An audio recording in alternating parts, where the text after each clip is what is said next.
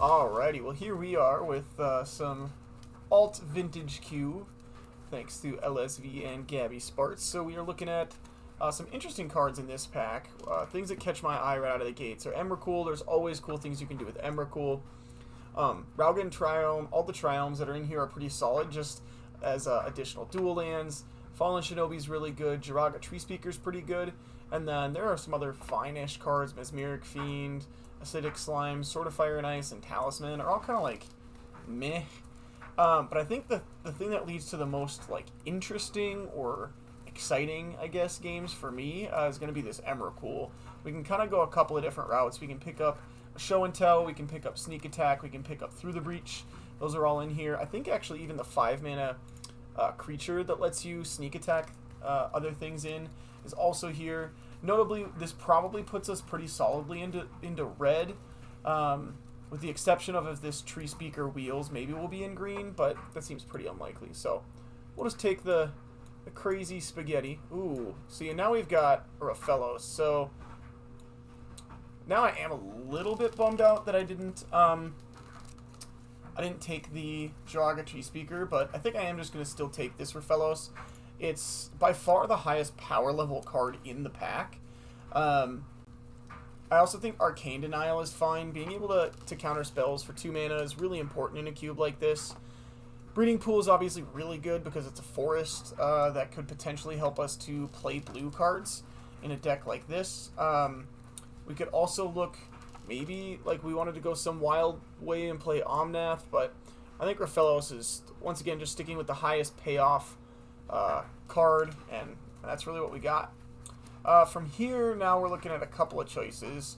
I don't really love Nissa. I mean, it's fine. It's just a 3-mana 2/2 that finds a land but puts it in your hand. Oath of Nissa is kind of just like a Ponder effect. It's fine. And then we're looking at 2 potential splashable cards. I kind of want to take one of the green cards just to cut out green a little bit, because I don't want my... I mean, we already passed a Tree Speaker, but I don't want people thinking that, like, you know, green is super open, because if that happens to be the case, we could run into a problem getting cut off occasionally. So, yeah, I don't really want to do that. I guess then the question is, which one's better for us? Is it just going to be the 3-mana Nissa or the Oath of Nissa? I'm going to take the 3-mana Nissa. I think the signal's a little bit better for us, and we shall see. Ooh, oh, boy. Well, I've got my name right here. This feels hard to pass up. Obviously, we're not going to take it. It's not the deck we're in. It's not what we're doing. But it always feels like a bummer. I guess our choice is really between 2 solid 5-drops in Golos and Primal Command. Golos is a really sneaky way to cast this Emrakul, but not really with the start that we have. Like, Rofellos encourages a bunch of forests. This encourages everything. So I think I'm just going to stick with these Signal Our Colors here and go ahead and take that. Ooh, see, now I think we take the Through the Breach. Having the Through the Breach Emrakul combo is a pretty big deal. It is a bummer that we've already passed the Stomping Ground, I think it was. No, it was just a Breeding Pool, so actually it's fine. We will be looking for Stomping Ground and Taiga as really high picks. I'd love to wheel, potentially. I would play Raging Ravine, although it's not great with Rofellos, but I would play it. Wall of Roots is pretty fine. Elvish Reclaimer's okay. Fable Passage is a little less so. So lots of cards we could potentially play there. Now I think it's just going to probably be this Jade Light. I don't love Biogenic Ooze in the Vintage Cube. I really liked it in the Legacy Cube, actually. This is one of those cards that went unchecked quite often, and when it went unchecked, it just won the game. There is some consideration for Ancient Grudge, but I think I'm just going to take the Jade Light Ranger. I think in this cube, you just want to be as proactive as possible, so I'm just going to take the proactive card. Alright, well, Veil of Summer come in. It's not bad. It's a really solid sideboard card for us. Okay, we've seen an Elf this late. I'm getting the feeling that Mono Green... Okay, I was wrong. I was going to say it's very open, but neither of the Mono Green cards came back. So maybe that is not quite the case.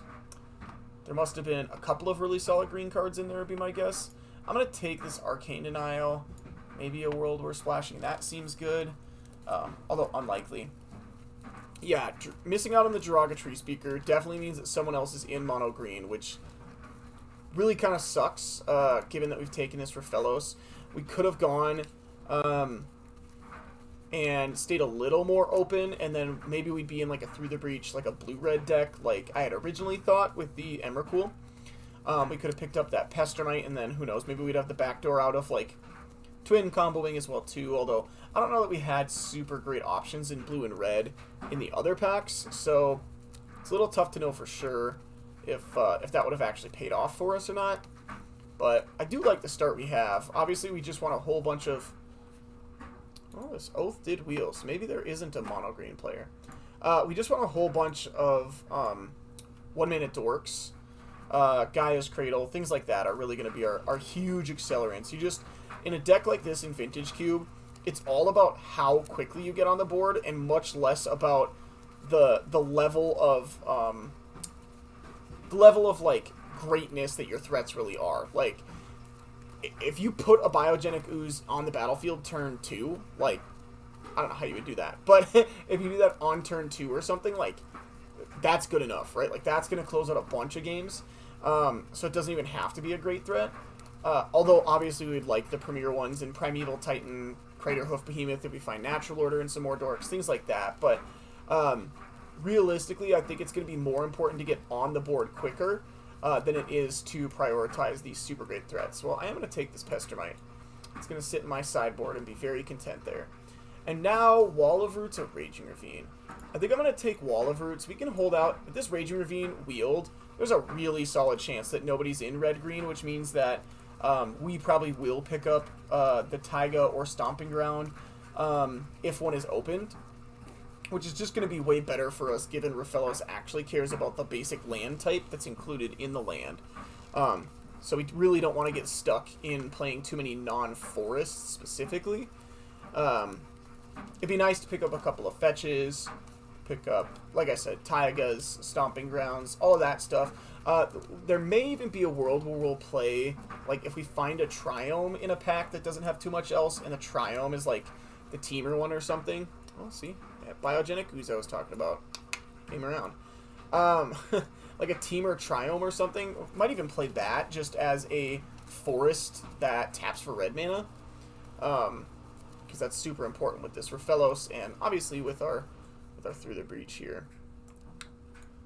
One thing I do like about Rafellos-based green decks, not that you have Rafellos all the time, but it does let you go from 2 to 5 or 6 very quickly. Which means that sometimes your curve can be a tad bit higher in the Rafellos green decks than they would be in the non-Rafellos green decks. Like, if you just have a bunch of dorks in Gaia's Cradle, obviously you can accelerate, but you're probably going to accelerate to, like, 6 on turn, like, I don't know, 3 maybe, or 4 maybe 3, like, if you have like an absolute nut draw or something, but for the most part, Rafellos is going to accelerate you slightly quicker than a Gaia's Cradle. Okay, well, picked up a great card here. I mean, this is exactly what we want. Primeval Titan being one of the best, probably the most premier mono-green threat in the cube. Craterhoof is a slightly bigger signal that mono-green is open, but Primeval Titan...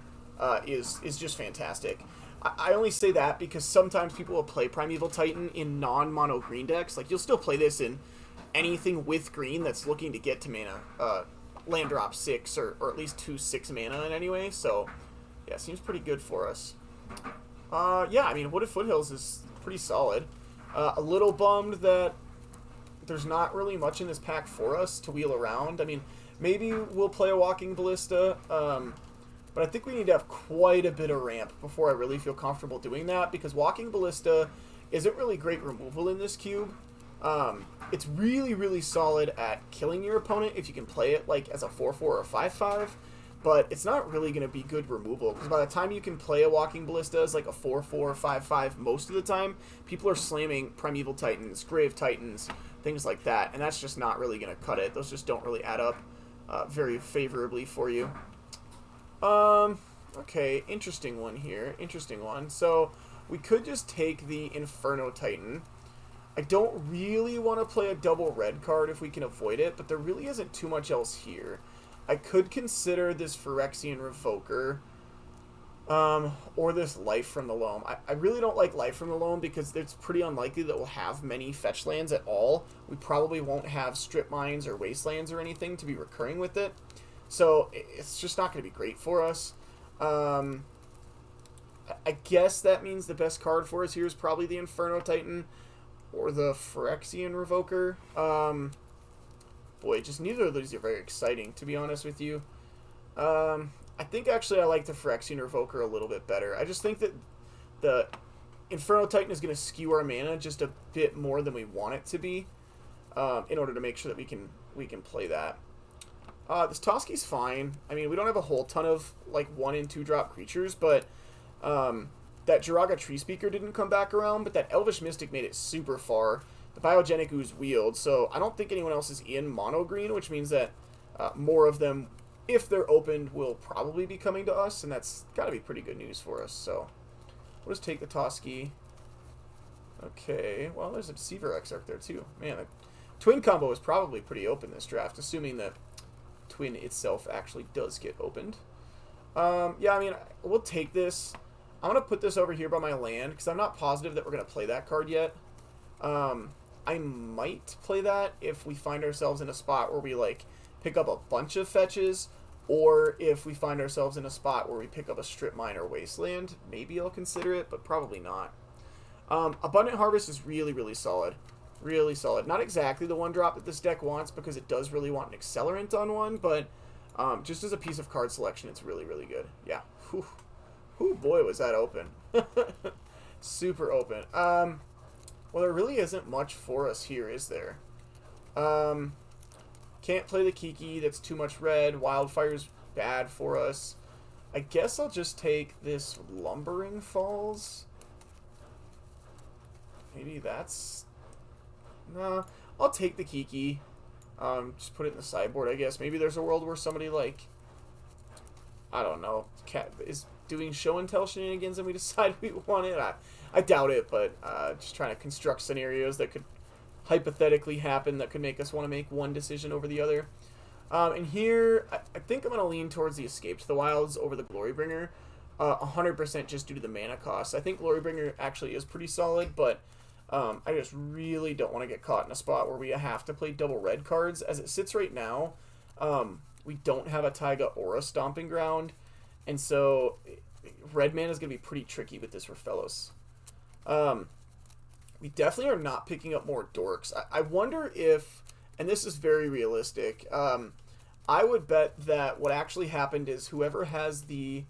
okay, well here we'll take a Copperline Gorge. I don't want to play too many non... or maybe we could take... No, we can't take the Orcish Lumberjack. We just don't have the mana for it.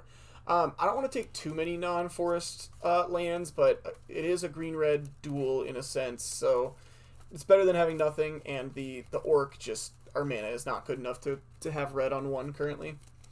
As I was saying, though, I think what probably happened, there's a pretty realistic shot that somebody else picked up an opposition really early, and with an opposition decided that they wanted a whole bunch of 1 and 2 drop creatures, and that's why we're not really seeing any of those, but we're seeing a bunch of the Jadelight Rangers, Biogenic Oozes, all of those kinds of cards wheeling and finding their way to us, as opposed to the Mana Dorks themselves. I think is pretty reasonable.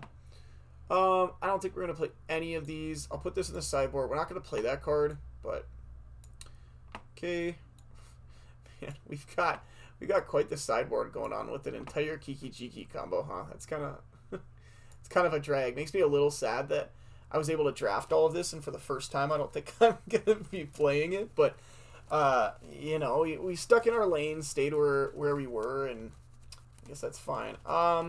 Yeah, so it's a bummer. We have to take the Stomping Ground. We just can't risk it. So I think we're going to have to take that. There's a reasonable chance that the other person might want to take the Rex Sage, and maybe we'll get to Wheeler's Paradise Druid, because I think that's a better card for our deck currently. We just need more ramp, 1s and 2s, but if we don't pick up this Stomping Ground right now, we won't. We probably will have to play a basic Mountain, and I really want to avoid that if we can. Oh, man. Okay, well...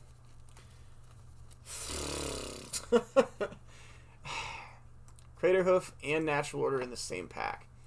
Well, I think we're going to take the Hoof, with the reason being that if the other person is on opposition, first of all, they probably want Negate or Deathrite Shaman, as well as wanting Natural Order. And second of all, like if we have the Crater Hoof and the Primeval Titan, they can't have that great of Natural Order targets, so they may not even take the Natural Order if they're playing something like that. And I guess we have this super crappy fallback of Phylath. I don't want to play that card, but if we're like absolutely forced to, handcuffed because there's no other way, I guess maybe we will. Here now I guess the question is Coalition Relic versus Eternal Witness. Survival of the Fittest feels better in like Reanimator decks and like Oath of Druid style decks than it does in a mono green deck. So it's really a question of, do we want Eternal Witness to buy something back or Coalition Relic to ramp? I think we want the Relic. I think the ramp is more important for us here. Okay, well, it's not great, but it is a 1-drop, so we will take it. Trying to see if there's anything else we really want to wheel. Maybe there's a world where we play Goblin Rabblemaster in the board, or maybe even in the main if we find a couple more lands for it, or Chrome Mox could potentially help us accelerate, but who knows? Oh my goodness. Come on, somebody's playing a joke on me. This is brutal.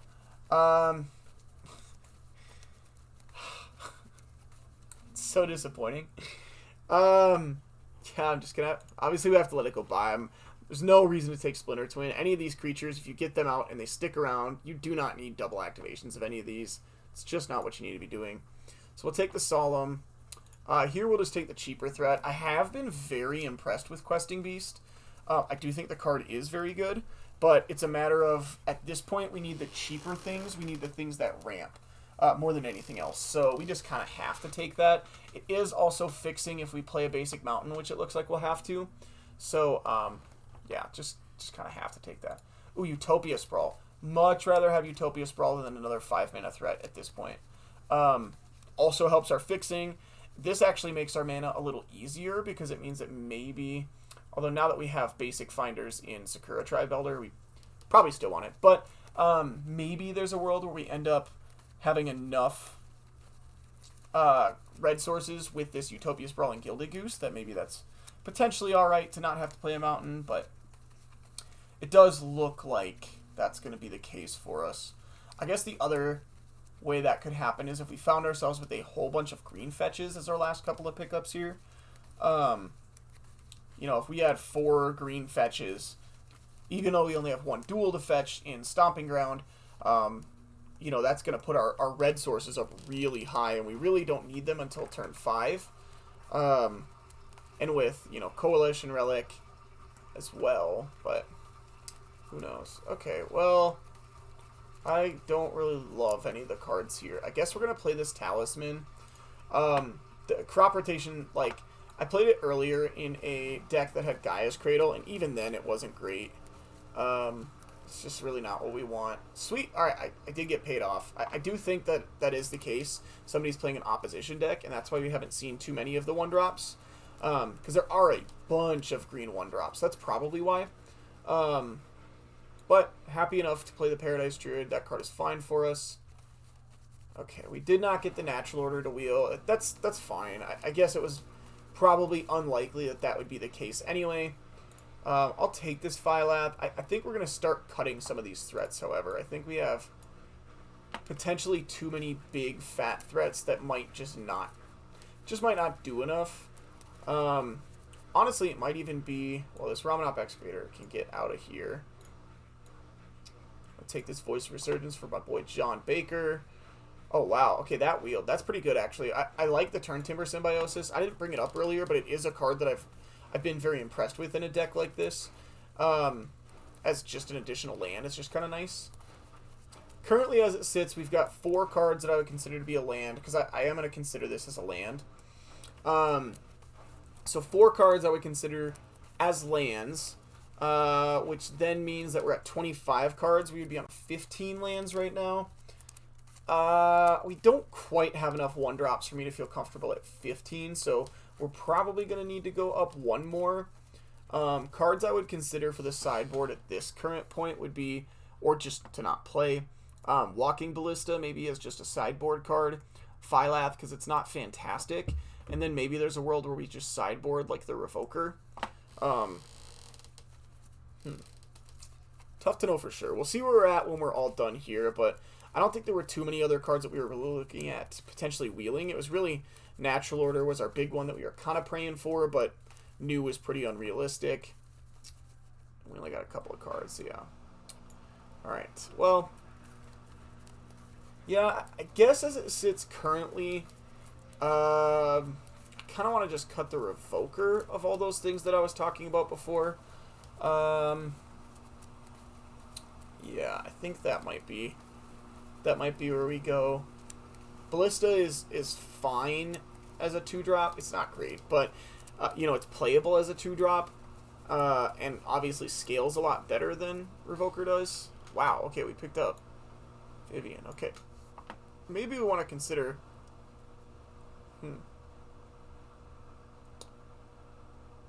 Boy, that's pretty good. Maybe now we're cutting both of them. To play another 5-drop. Like I had said earlier, we are at a spot where Rafellos does mean you can be a little bit chunkier than a normal deck would be. Not by much, but just a little bit. So, it's either that or maybe I'll just cut the Biogenic Ooze and the Revoker. Just so I don't have too many 5s specifically. Yeah, I think that's what I'm going to do. So we've got 4 lands here, because I will consider that one as a land. Let's go find this Emrakul over here. And yeah, I mean, I think we're just going to play 1 mountain. We have 2 red cards, and then we have Coalition Relic and Gilded Goose and Utopia Sprawl as ways in the deck. Oh, Paradise Druid as well too. Ways in the deck to fix for red in addition to these. So I'm just going to play the 1 mountain just so we can find it with the Sakura Tribe Elder if we like absolutely have to. This puts us on 16 lands, which I guess is fine. When I play these with very heavy 1-dork spreads, like very heavy, sometimes I'll go down to 15 lands. But that also is dependent because, hold on 1 second, mono G. That also can be a little dependent because what ends up happening is sometimes you'll end up with the play extra lands effects like Farseek or Dryad of the Elysian Grove or Oracle of Modiah, those kinds of things, and then you want to have the extra land in your deck just because. You just don't ever want to get caught in a spot where your supposed ramp, which is supposed to be you know, whether it's Oracle or any of those cards that I was talking about, you don't really want to get stuck in a spot where, like, that supposed ramp is not actually ramp, so. Well, overall, I think I'd say this is probably, like, maybe a 7 out of 10 green deck, maybe. It's got very explosive draws, but I don't think it's super consistent, so I'm going to give it, like, a 7 out of 10. However, the sideboard, that is a 10 out of 10. Look at that right there. Bam. Best sideboard ever. Anyway, I will see you in game number 1. Alright, well, here we are, round number 1.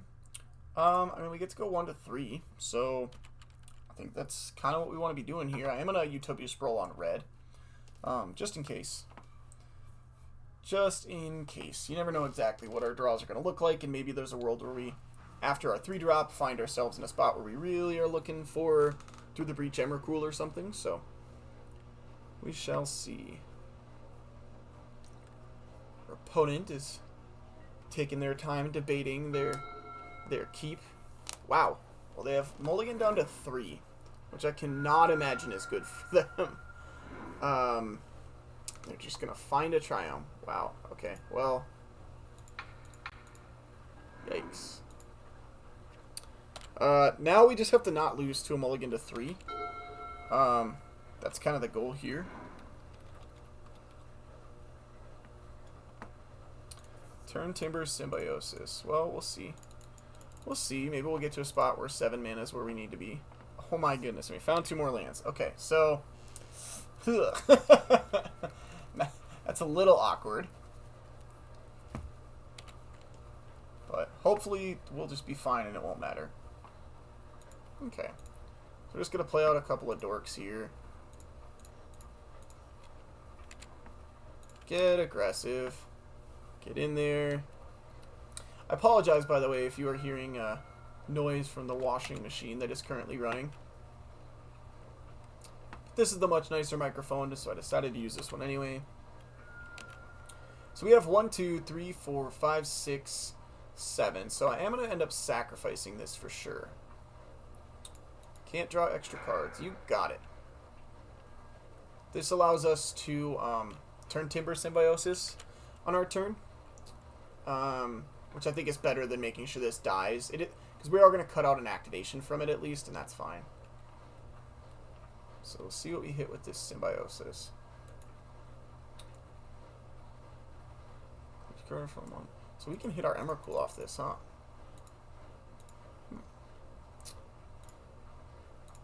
That is interesting. Alright, well, we'll see where we're at. What do we get? Found a Prime Time, I guess, is better than Toski at this point, so sure. We'll just grab Stomping Ground Forest. We will not pay 2 life because it doesn't matter. What did they find off this? They found a Chain Lightning, which I guess can take care of our Jade Light, potentially. Who knows? Regardless, we're going to get to just start slamming this. Just making 3/3s every turn. I think unless they have like Splinter Twin combo, I feel very confident in us taking this one home. So that's gone. They did not buy their...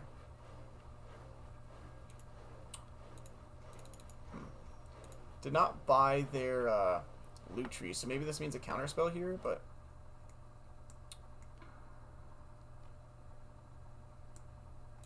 Oh, I forgot that this has this passive ability. I guess we get to shuffle with the Primeval Titan, so it doesn't matter too much. Oh. Oh, goodness. Okay, we actually might die.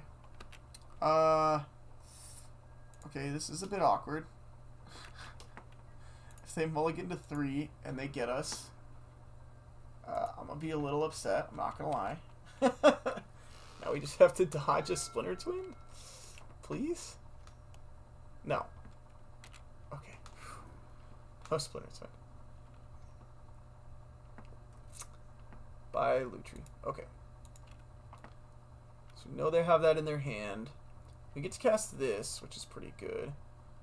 I think I'm just going to shuffle away here and see if we can cast some creatures off the top. We cannot. So now we can do this for a non-land. We still found the Oath. We can play the Oath. Found the Emrakul. And now we should be good. Put this into play. Attack with everybody. Bam. Got there. Alright, well, gotta hope not to get Kiki-Jiki'd here. Or Splinter Twinned, I suppose. So I will bring this in because we saw a Planeswalker as well as what we saw there. I'll bring in the Burst Lightning because that is some level of interaction. What do we not love? It's probably something up here. I'm going to just trim on like some of these threats that might not be fantastic. Ballista might not be good either, to be honest. Yeah, I'm just going to trim on the Ballista. Although it could answer a Pestermite if they have a Deceiver Exarch, it's not good against it. And it's also something that's like on board. So I like Burst Lightning more because even though they have the same rate of hit against like the same type of cards essentially, what I like is Burst Lightning can be kind of like out of nowhere as opposed to, you know, the Walking Ballista that's on the board. Here, this is just too slow. It just doesn't do anything. Alright, well I'll keep this. This is fine. I'm going to put back the Primeval Titan. Yeah, I'll put back the Primeval Titan because, yeah, we have quite a few threats in the deck, And if our Rafello stays online and we get to like Solemn and whatnot, I think we're going to be okay. Hopefully they don't kill our Goose here. Guess I'm going to actually just Oath and find a land here. I'll look for a land, please. Okay, yep. So now we got a Crater Hoof on the bottom, which is fine. This next turn I will run the Rafellos out. I know there is some chance that it could die, but... Okay, does that change it, actually? No, I don't think so. I'm going to let them get their loot in. I know that that's not great. We could have alternatively Gilded Goose and Burst Lightning to that. I'd like to save the Burst Lightning if we can. And it also means that next turn we can play Copperline Gorge, tap for 2, play Solemn, and leave up Burst Lightning for a Pestermite on end step. Just so that we may not end up dying to Splinter Twin. So saving this Burst Lightning might be just much better for us here. Oh, they discarded an Echo of Aeons. Wow. Are they about to do... Oh my goodness. Oh man, that is so nice for us. Now we get to Primeval Titan here. Wow. Okay. What do they do? Do they suspend a Lotus Bloom or something? Yeah, it was a Lotus Bloom. Huh. Okay, so we get to play this.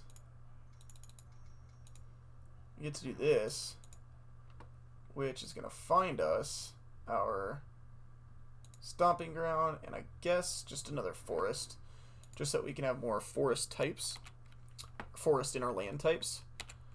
Yeah, and now we're to a spot where, man, can we hardcast an Emrakul?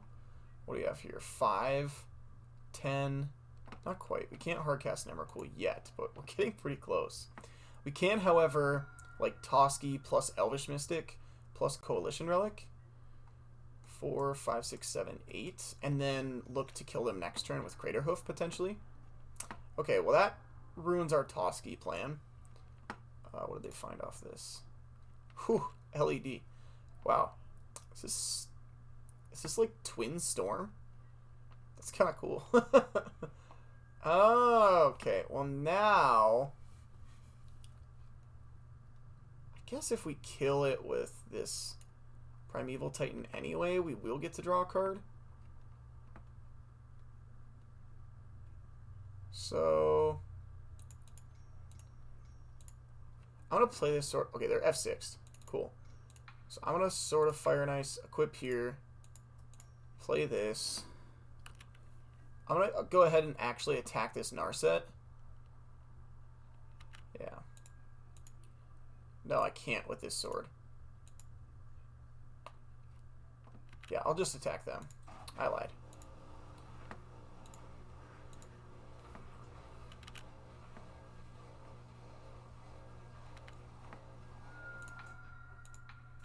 And I'll just smack that down. Second main, we have 7, so we can play out both of these.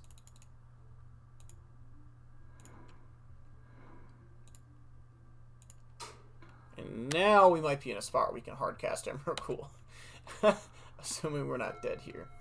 Because we have, what, 6, 7, 8, 9, 10, 11. Oh yeah, we definitely can hardcast an Emrakul next turn, assuming that nothing happens. Oof, okay, they found a Mind's Desire. That's kind of scary.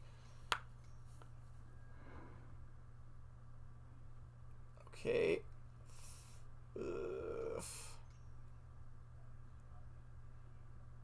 Yikes, maybe we should have taken out the Narset.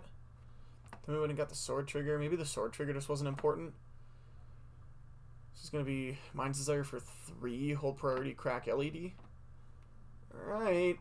Let's see what they've got here. Commit to memory. We can cast the memory side, huh? And then we...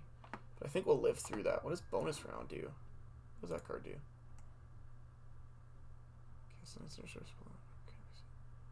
Choose. Oh my goodness. Whoa. So can they memory twice? Is that how that works here? I don't know if that's very good for them. They'd have to have a whole bunch of instants to play in response. But I guess they can crack the LED in response to the memory. Although it might be better to get a bunch of lands out of their deck with Kodama's Reach first. So they probably Kodama's Reach first, twice, get 4 lands out of their deck. Although I guess Memory shuffles some things back in, huh? But they're probably just looking to shuffle and find Echo the Aeons. Well, the thing is, I think they're going to end up dying here if we... Basically, just if we untap. Like, I think they'll just end up dying.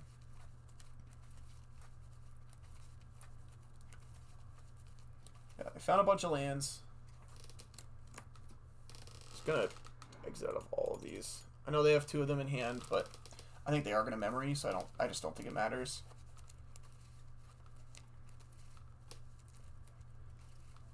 Because I don't think commit does enough here. Because they can, like, commit... Oh my goodness. I guess they can commit the sword and the Raphellos, but then we're gonna end up killing them with the Crater Hoof then. Oh, they didn't commit that? Oh. Okay, well, if they don't have something to do here, they are just dead. I guess they don't have a bolt for that or something. The Raphellos? Looks like they don't, however. Yeah, we'll make it green. Whatever.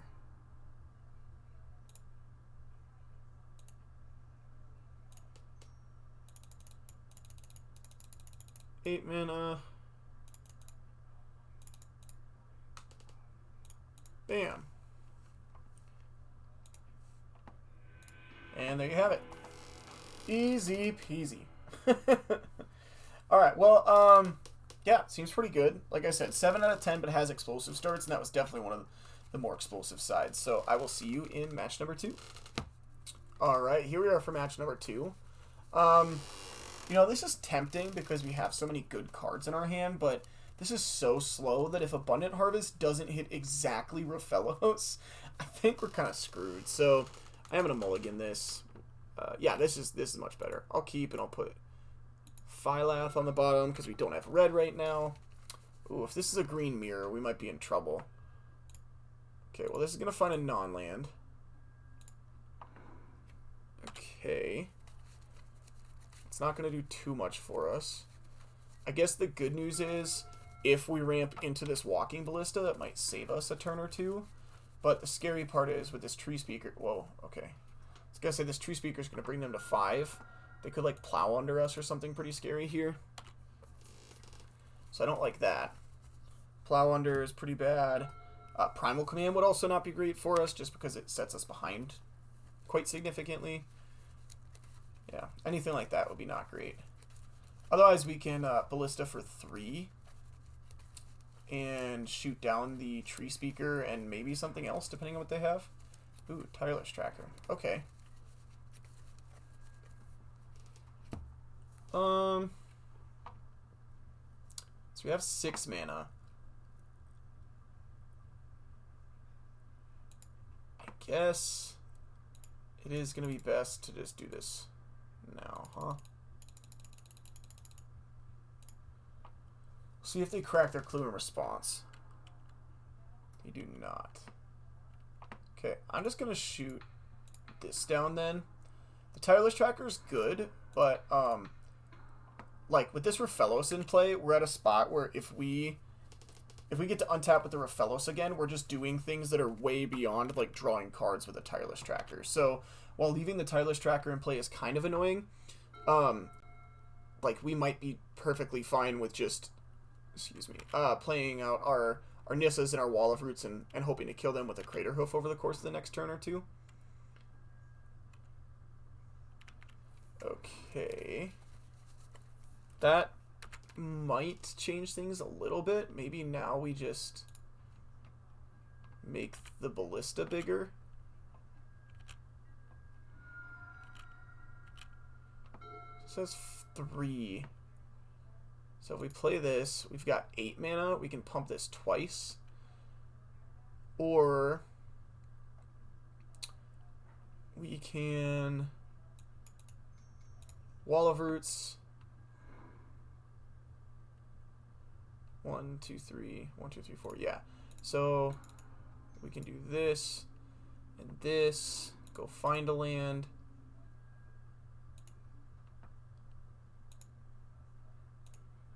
Tap for 4. Put a counter on this. And then we can pass. I'm okay with giving them 1 mana here. Maybe I should have just shot that down, actually. Yeah, actually, the more I think about it, I think maybe I should have just shot that down. My thought was it would be super nice to leave it around. Okay, if this is what they're doing, this is fine, because we are just going to kill this inside of combat and just block here.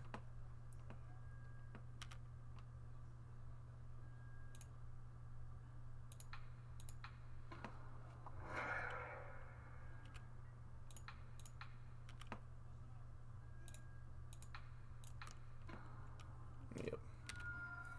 So they don't get to connect with the sword. If we get to untap once again, we are just absolutely crushing them. Yeah.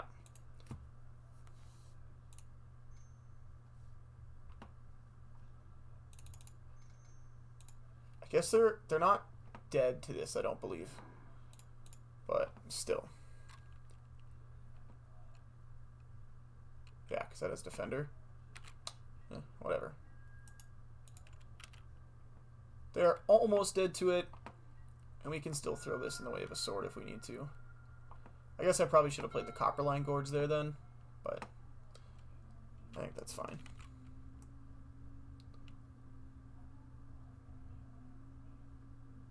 So I suppose I should have actually just chump blocked with the Wall of Roots. That was definitely a mistake on my part. But now we're to the spot where, like, even if they're attacking, like, we're fine. We just have so many things. This doesn't naturally have trample, right? No? Okay. Ooh, Umezawa's Jite is a lot more of a problem for us than this sort of Fire and Ice was. Yikes. Okay.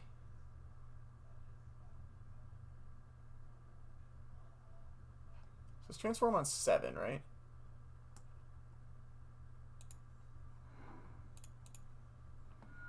Okay.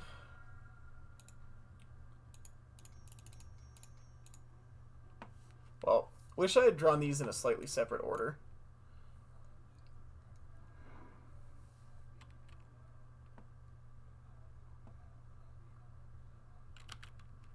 Yeah, I mean, I guess we just have to pass here.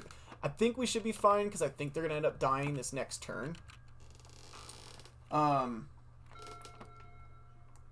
This will put counters on a land, or on a thing, yeah. Probably. It's tough to know for sure, though. It's a bummer that we had to use our fetch land for that, because if we got to put counters on 2 things, it would be even better off, but...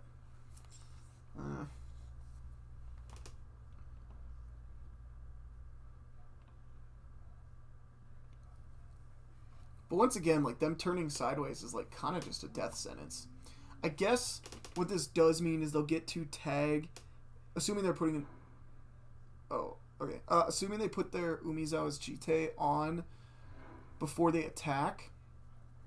Well, now they definitely can't attack. They didn't even put the Jite on something? Yikes. I was going to say, if they had put the Jite on, we'd be in a spot where, like, whatever plant we target, they would just kill, but... Yeah.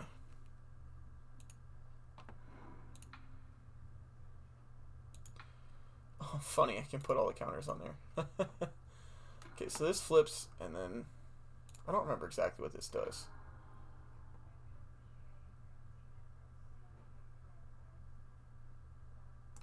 Oh, okay, so we can plus this, and if we find another land, I think they are... Oh. Or we can do this.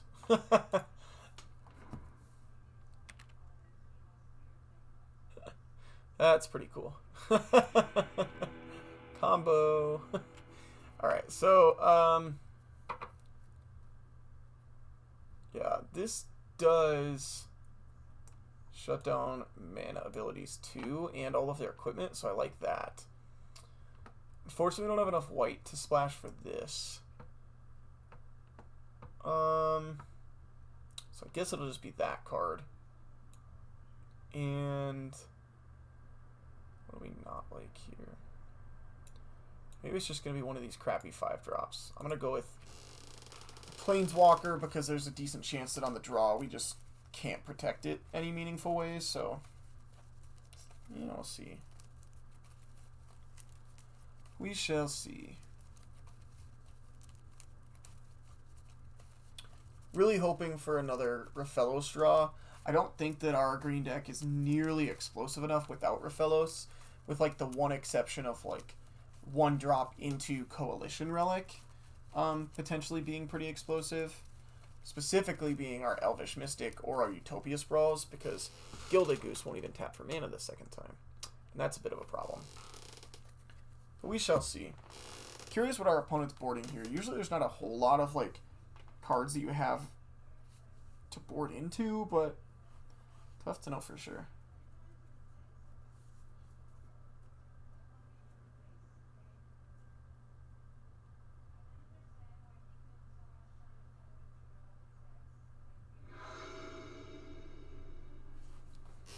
Alright, well, I'm going to keep this. It is a one-drop start, which I like.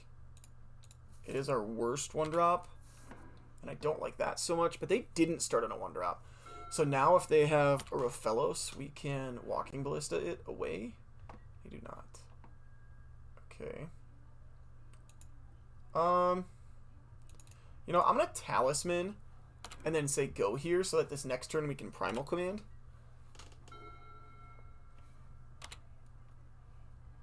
Yeah. Okay. Oh, never mind. That's a Wasteland, not a Strip Mine, so I think we're fine. Well, we can't play that out yet. I guess that's what that means. Make green.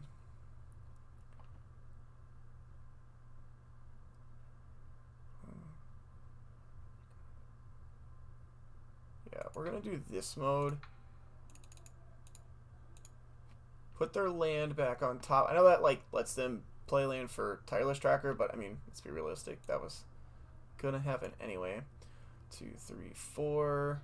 So now the question is, which creature do we want to get? We can get Rafellos to try to be a bit more explosive over the course of the next 2 turns. Alternatively, we could get Primeval Titan. 1, 2, 3, 4, 5. And we can try to cast that soon too. I think I'm just going to take the Primeval Titan. One thing we do have to be wary of is they are going to get to Wasteland this Stomping Ground. And that's not great for us, but I think if we next turn do Jadelight Ranger plus make one of these, might be okay. Oh, they harmonized. Okay. Well, now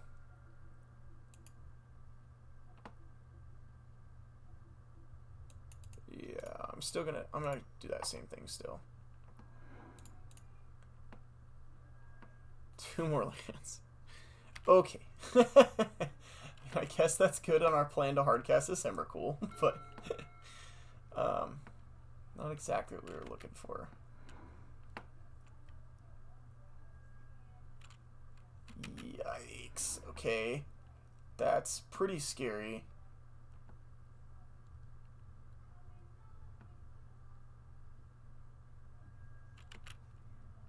Okay, the good news is we'll get to trade this off.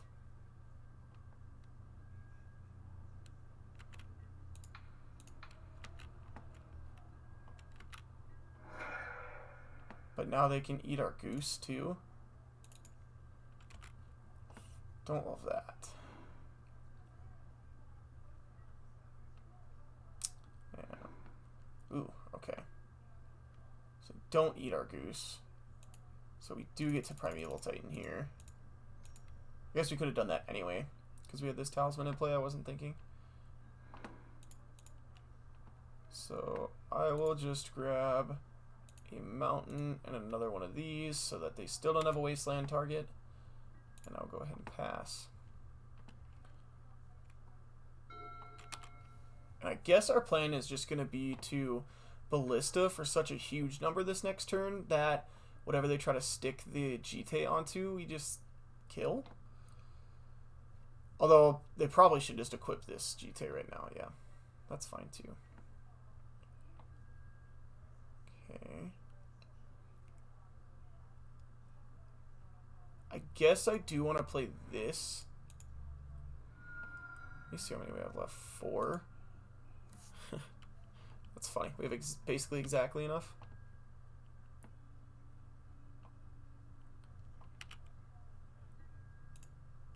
So I'm going to attack. They actually can trade here, I believe. If they give +2/+2, and then after the triggers, they can give it -2/-2, but that's fine.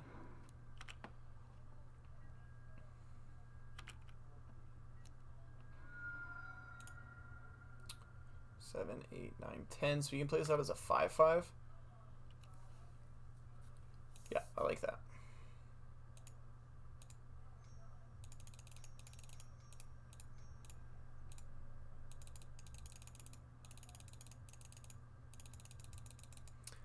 Kind of hoping that they would take that trade because the ballista is going to be a lot harder to kill anything if the +2/+2 modes can stick around for the GT.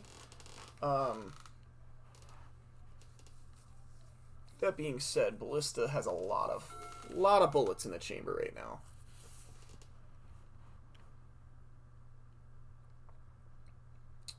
Prime time of their own. Oh boy.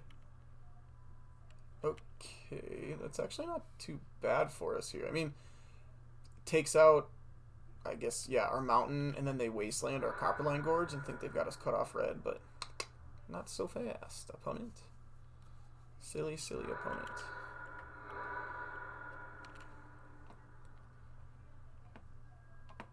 Ooh, that's so good. That was such a good draw. That was such a good draw. So they have to act now.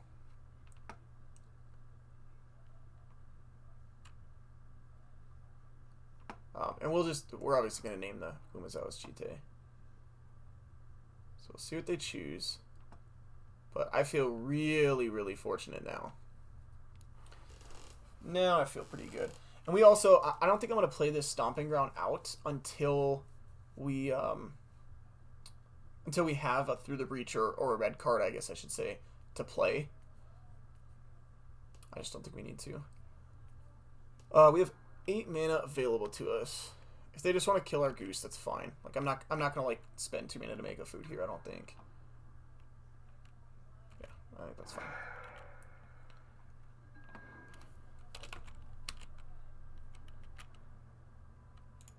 Umezawa's Chite. Okay, I'll play a land.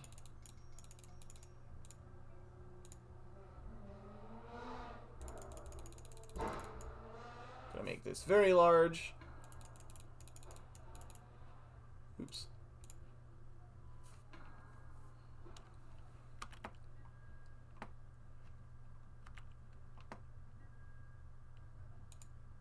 And I can attack with both because they are forced to block the ballista. If they do not block the ballista, they take 7 and then 7 from the ballista. So, yep. You get to come on back. Yeah, you got it. But now I think they're probably still going to end up dying. Unless they have some sort of combo or something real scary for us. Because if we get to untap, they just die to this ballista. And alternatively, we can just... And we have 10, 11, 12. I mean, I don't think we really have many mana sources left in the deck, to be honest, right? 1, 2, 3... Yeah, we don't even have enough mana sources to cast this Emrakul if we don't find some more dorks. So that's a little awkward, but I think we'll be okay here. I don't think that's going to end up mattering in the grand scheme of things here. It looks like we're probably going to end up moving on to 4-0. I guess 2-0. I don't remember if we dropped the game or not. We'll have to see in a second here, but pretty sure we're all right.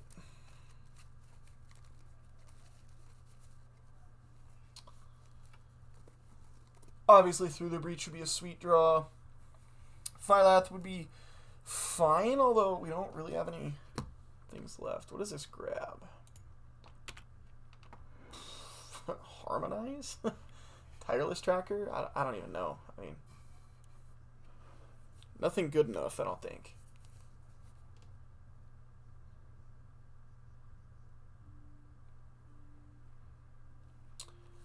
What are you getting? What are you getting? Yeah, that Revoker was a huge draw because otherwise we would have been in a kind of awkward spot with this ballista, where we couldn't have really attacked, because if we attacked, yeah, tireless tracker, that's fine. If we attacked and blocked and there was 6 damage on our ballista, they could then just like shoot it down with the GT, which would be a problem. I guess they're just putting a bunch of blockers in the way. Is their goal here?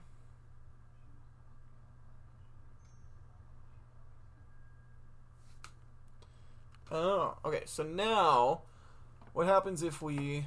I think they're still dead. If we kill this...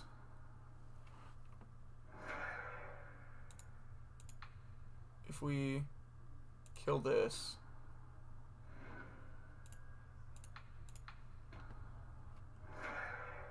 and then 4 their face...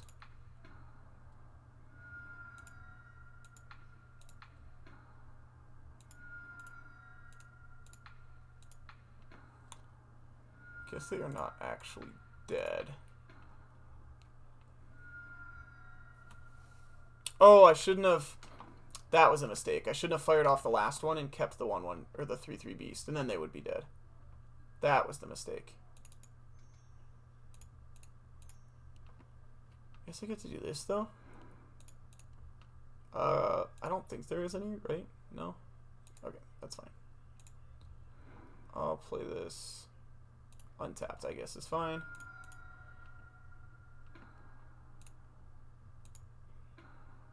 Let's see what we get. Aha! Did it. Haha. Alright, 4060. Or 2040. Whew. It's getting late. I will see you in round number 3. Ah, here we are with round number 3. The sand looks fine. I mean, pretty good. We get to Raphelos on 2. Question of, do we just abundant harvest for another land so we can try to Raphelos for more mana? I think we do, actually. We got quite a bit of gas here, so I guess the one bad thing would have been if we if we found one of our non-forest lands. That would have been a little rough. So next turn is going to be forest into Raphelos into what could very easily be... Oh, maybe it won't be. Looks like our opponent's going off, so there's a decent chance that what we want to do just is not going to happen. We shall see here. Ooh. They probably should have done this at post-combat, right? They should have attacked for 1 first. I only have 2 cards left.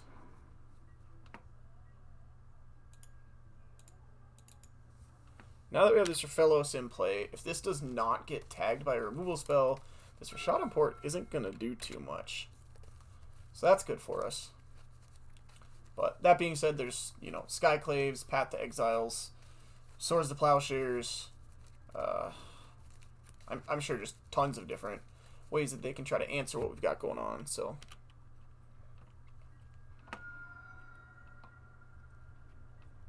if they port our land here now.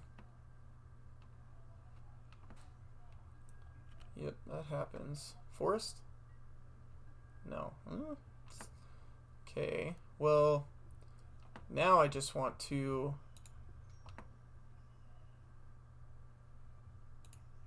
play Wall of Roots.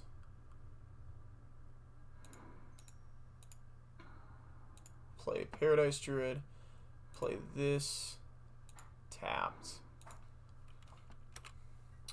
And then next turn we can Through the Breach this Emrakul for what I'm sure may not be exactly the win, but I'm sure will be very, very good.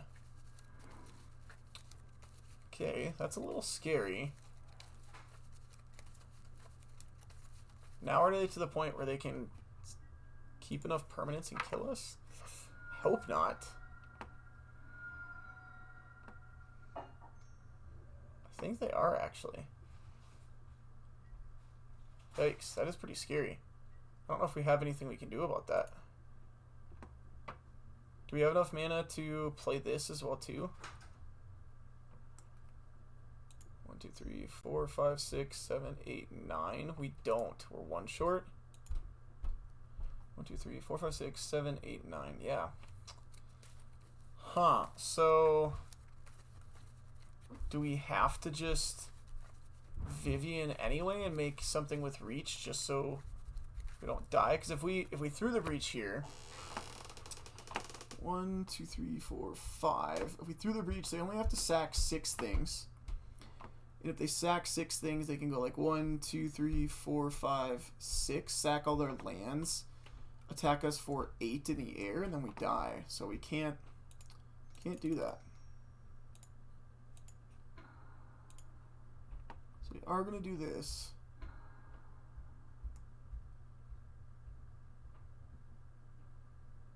Does playing that make any difference?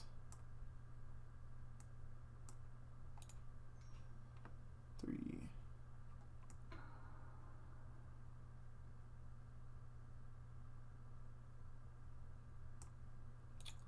Sure.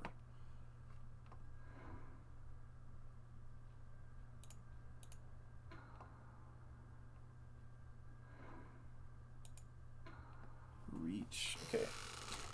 Now we are set up where we're in a spot where next turn we can through the breach and we can use this Vivian to hopefully keep something with reach in play and not end up dying. That is the goal.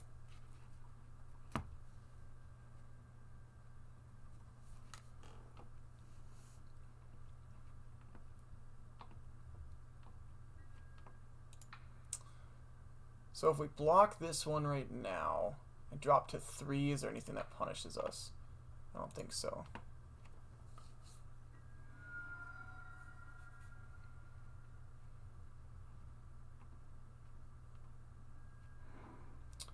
I guess if they had like Armageddoned us there, that would be their like out. Oh boy, now they have a lot of creatures though. Yikes.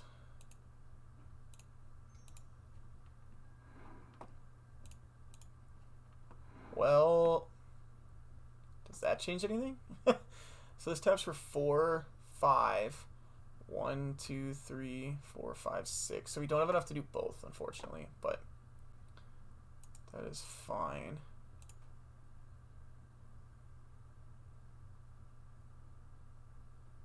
What if we, wait, if we minus this, oh, man, I wish we still had this in our deck first. Because if we had this in our deck, we could minus this to go find it. Let's look at our deck list again. Do we have anything else that makes tokens? No, I don't think so, right?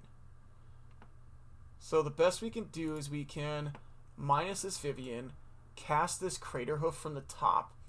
We will have 1, 2, 3, 4, 1, 2, 3, 4, 5 attackers. They're getting 1, 2, 3, 4, 5, 6, 7. You're getting +7/+7. So this is going to be 9 + 8 is 15. This one can't attack though. So 15 plus 12, 32. Yeah, I think actually that does it. Yeah.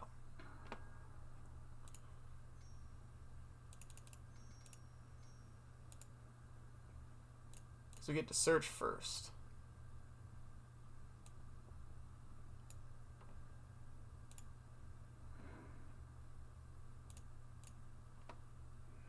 Yeah. Cool. Okay. Whew. That was very close. We almost did not get there. But we did. I think I want this Burst Lightning in. We can probably... Shoot, I don't know. Probably trim on like this Primal Command. I don't think that's going to be very good.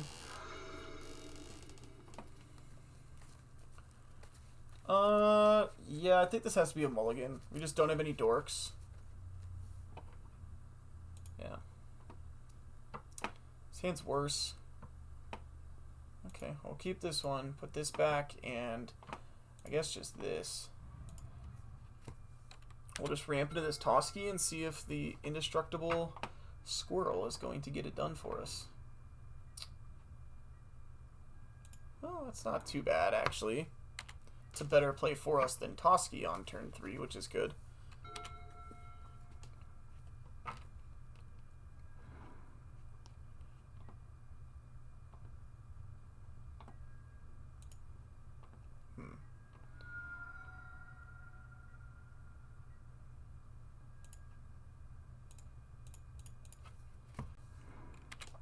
Well, now we can threaten a block.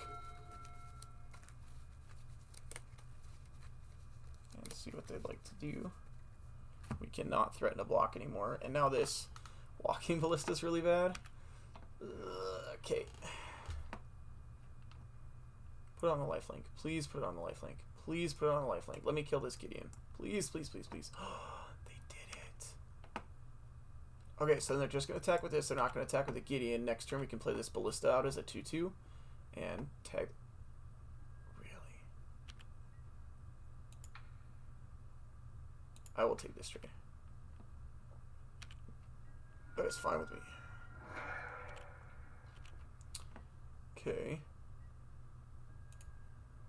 So now we get to do this, find ourselves a land. I mean, we are in trouble. This mall is not nothing.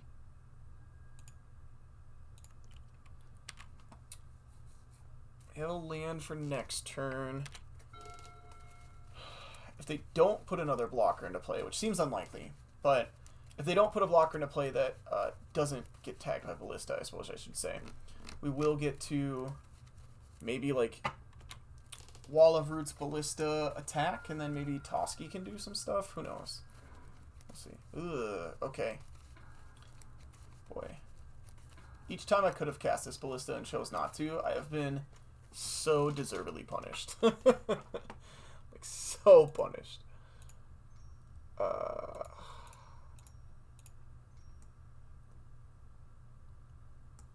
Yeah. I think we just have to play this out now. As bad as it seems, just because we need the indestructible creature on defense right now. Which is just embarrassing. Oh, okay, so we've died. Got it. Got it. This is first strike, right? Yeah. So I guess we get to block here. It just doesn't do anything, but we do get to block.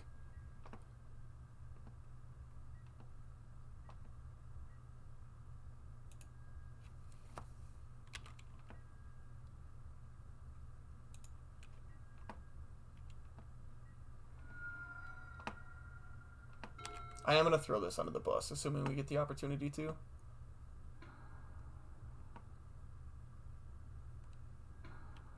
Yikes. Maybe I won't, actually. I can't now. Yeah, I can't now. I have to wait one more turn. Shoot, I guess I should have attacked and drawn one more card then.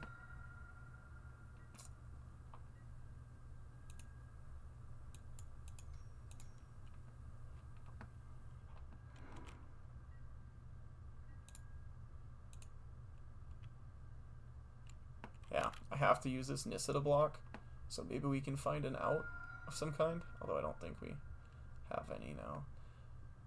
Had I found, like, a red source there, we'd have the out of drawing Emrakul to, like, take away their permanence, but we don't have that anymore. So I don't think we have any outs. I think we're just toast here. Funny enough, actually, if I had left in the Primal Command, that would potentially be an out here to put this back, but it is not. So, yeah, I think we're done. I'll take the draw step and see, but I'm pretty sure we're done. Oh, that's so sad. Alright, well, I'll draw with Toski too, I suppose.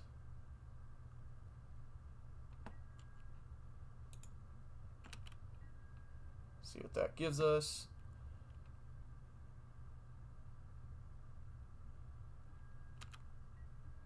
Don't be Emrakul, you'll make me sad. Okay. Alright, well. Got kind of close. I still don't think we want the Phyrexian Revoker. Although it can potentially like shut down the swords and whatnot. I just really don't want to get caught in a spot where the maul comes down and then we just die anyway or something. I will keep this, actually. We can Abundant Harvest for a non-land, Paradise Druid, and get ourselves closer to Through the Breaching something. Potentially could be the prime time, or if we do find the Emrakul, that would be sweet too. In our next couple series of draws. Not having acceleration on one is a bummer, but at least we have a hexproof version of it on two, so it's better than nothing.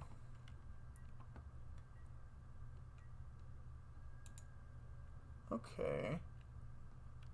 And now the question is, do I want to just trade this off because I have a relic for turn 3, and the relic is going to get us to turn 5 anyway? I don't think so. I think I'll still take just 2 damage. 2 damage just isn't really a big deal. So I think that's fine.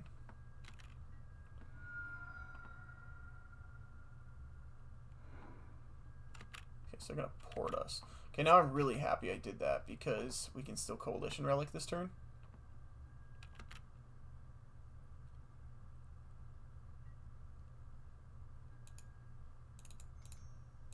And then we just hope they don't have, like, Skyclave. Skyclave could be bad for us, but once we get this Vivian, or, I mean, heaven forbid, if they don't have any kind of interaction, we get this prime time down next turn. That's just going to be probably lights out. Because even if they port us, oh boy, they might have Geddon here. Well, they probably wouldn't have done things that way, huh? Okay, well, we definitely need to stick this Primeval Titan now. Assuming we get the chance, because we need the lands if they do have an Armageddon. It's just not good for us if they do.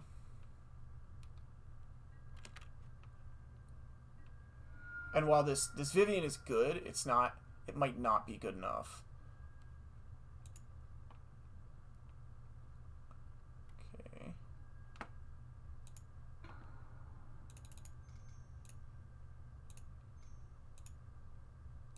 Yeah.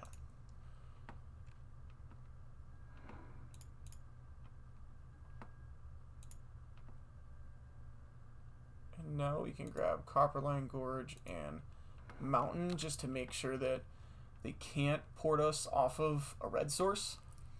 And then, although, I mean, we do have the Coalition Relic in this anyway.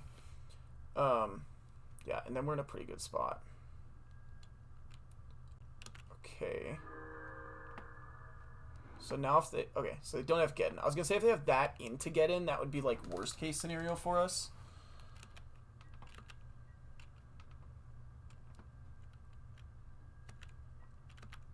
But the fact that that gained us so much life is pretty sweet, actually. We'll put a charge counter. And if we ever draw Emrakul, we're just, like, doing it. Sure.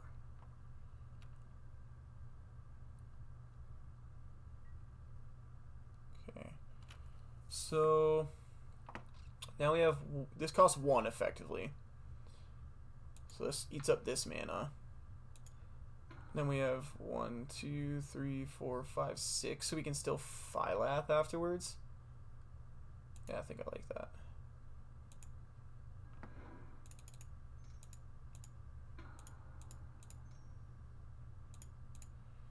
I think this time I'll tap that instead.